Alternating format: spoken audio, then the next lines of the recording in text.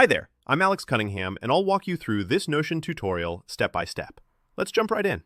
Today, I'm going to show you how to automatically count the number of checked off items in your Notion database. If you've ever wanted an easy way to keep track of completed tasks, habits, or any checklist using Notion's checkbox properties, you're in the right place. By the end of this quick tutorial, you'll not only know how to set this up, but you'll understand step by step why each action matters and how you can use this skill for all sorts of productivity workflows. Let's jump right in. First, here's my Notion database. You can set yours up similarly. It might be a to-do list, a project tracker, or anything else. For this example, I've already added 3 different checkbox properties.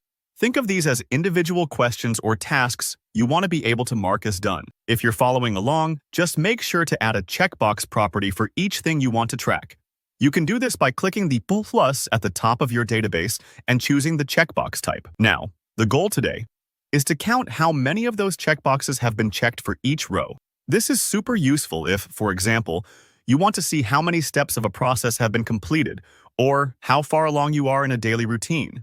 Instead of manually adding things up or eyeballing it, Notion can do the counting for you automatically with a formula property. Let's add that formula property together.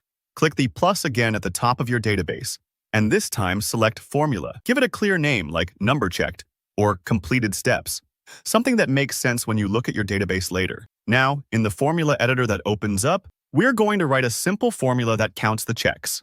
But here's the good news. You don't have to come up with it yourself. I'll include the exact formula you need in the video description so you can just copy and paste it right in. In case you're curious about what's going on, here's what the formula does. It checks each of your checkbox properties and adds 1 for every box that's checked off. It's kind of like putting tally marks on a piece of paper as you finish things, but way more efficient. And there's no risk of losing count, even if you add or remove steps later on. Once you paste the formula into the Notion property editor, click Done. Give it a moment and instantly, you'll see the new numbers appear in your database, each row showing how many boxes are checked. It's really satisfying to see it update live as you check or uncheck items. If you don't see the result you expect right away, double-check the names of your checkbox properties. The formula depends on matching those exactly. And don't worry if you make a mistake.